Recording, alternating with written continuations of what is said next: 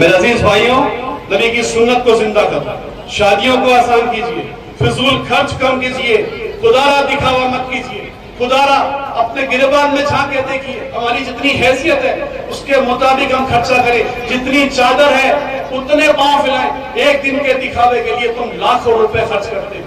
ये डीजे की बर्बादी, अल्लाह मुझे माफ करे, आइमा हजरात यहाँ बैठे हैं, ना तो दहेज लें और ना दहेज दें। ये नियत करें इंशाअल्लाह कि हम ना तो दहेज देंगे और ना दहेज हम लेंगे।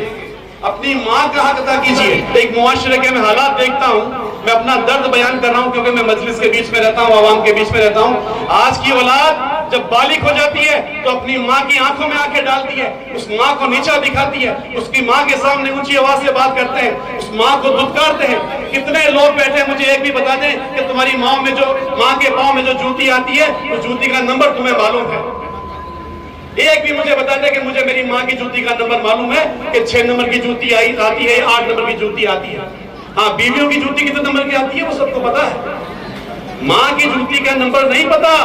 कभी लाके दिया है माँ को अपने हाथ से कि अम्मी जान ये जोड़ा पकड़िए, आज ईद का दिन है, अम्मी जान ये चप्पल पकड़िए, अम्मी जान ये चूड़ियां पकड़िए, अम्मी जान ये जेवर पकड़िए?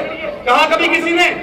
औरतों के, बीवियों के गुलाम बनना मंजूर कर लोगे, लेकिन माँ के गुलाम नहीं बनोगे, जिसने 9 महीने तुम्हें पेट में रखा, पाला है, पोसा है, भूखी रही है और पाल पोस के तुम्हें बड़ा किया। और ये प्यारे बच्चे बैठे हैं, मैं इनसे भी कहना चाहूंगा, स्कूल जाते हो पढ़ने के लिए, खुदारा अपने माँ बाप के साथ धोखा मत करना। वो बहुत मुश्किल से तुम्हें इल्म की तालीम दिला रहे हैं।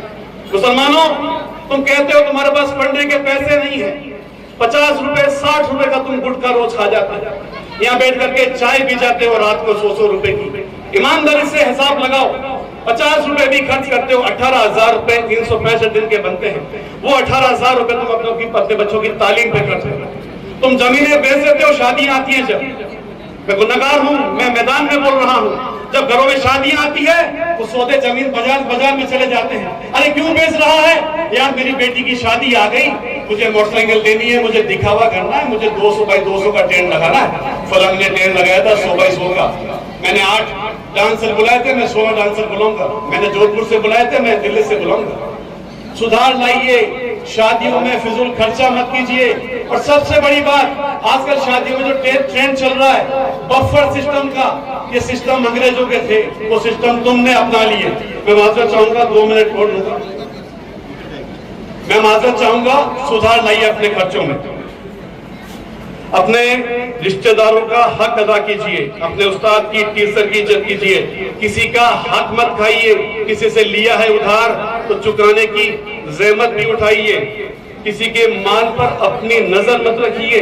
उम्रा, आजकल माशाल्लाह उम्रा का एक ट्रेंड चला है, कीजिए, अल्लाह ने आपको दिया है। उम्रा के साथ साथ में जब तुम लाख लाख रुपए खाने में खर्च कर देते हो, वही लाख रुपए मोहल्ले की मस्जिद में दो ना, वही लाख रुपए किसी गरीब की बेटी का निकाह करवा दो, वही लाख रुपए दरगाह में लाकर के इन जिम्मेदारों को दो कि तुम हमारी कौम की बेटियों की शादियां करो। मैं उम्रा करके आ गया, उम्रा तो हमने भी किया, किसी पड़ोसी को नहीं पता, और 1 बार नहीं 2 बार किया। एक भी कोई कहते पड़ोसी कि हमें पता है कि जावेद साहब उम्रा करके आए थे, किसको दिखा रहे हो? उसके लिए करो ना, क्यों दुनिया के लिए कर रहे हो? सामान 100 बरस का है, पल भर की खबर नहीं। आखिर में जो आइमा हजरात बैठे, मैं माजरत चाहूंगा, मैं कुछ गलत बोला हूं तो मैं दिल की गहराइयों से, तुम्हें इमाम चाहिए 3,000 रुपए में, 4,000 रुपए में, 5,000 रुपए में, फिर तुम कहते हो इमाम साहब दीन की दावत दो। कैसे दीन की दावत देंगे? हाथ खड़े होकर बताइए, क्या 3,000 में घर चलता है? क्या 5,000 महीने में घर चलता है? इमाम की तनख्वाह कीजिए 20,000, इमाम की तनख्वाह कीजिए 25,000 रुपए, फिर आप ये इमाम साहब ये मोहल्ला आपकी जिम्मेदारी है। मैं हालात जानता हूँ आइमा हजरात के, ये तो बोलते नहीं है, इनको पता है कि दुनिया चंद दिनों की है, फिर आखिरत में मुझे कब्र में जाना है, और नजर जो मिलानी है वो रब से मिलानी है। ये दुनिया तो फानी है, आनी है और जानी है। कब तक इन इमामों को तुम जलील करते फिरोगे? इनको इज्जत दो, ये तुम्हारे हाफिज है, ये तुम्हारे आलिम है, ये तुम्हारे कारी है, ये तुम्हारे मुफ्ती है। जितनी इज्जत इनको तुम दोगे उतनी ही इज्जत तुम्हें अल्लाह वापस देगा। की उम्र में कुरान हिफ्ज़ कर लेता है। कितने बच्चे बैठे, क्या वो बच्चा कलेक्टर नहीं बन सकता? क्या वो बच्चा जज नहीं बन सकता? क्या वो बच्चा पुलिस अधीक्षक नहीं बन सकता? क्या बच्चा वो वकील नहीं बन सकता? क्या वो बच्चा इंजीनियर नहीं बन सकता? मेहनत करने की जरूरत है, हमें सख्त मेहनत करने की जरूरत है। कुरान की पहली आयत है, इकरा यानी पढ़ो, इल्म हासिल करो, चाहे चीन जाना पड़े। जमाना तुम्हें अनपढ़ जाहिल गवार देखना चाहता है।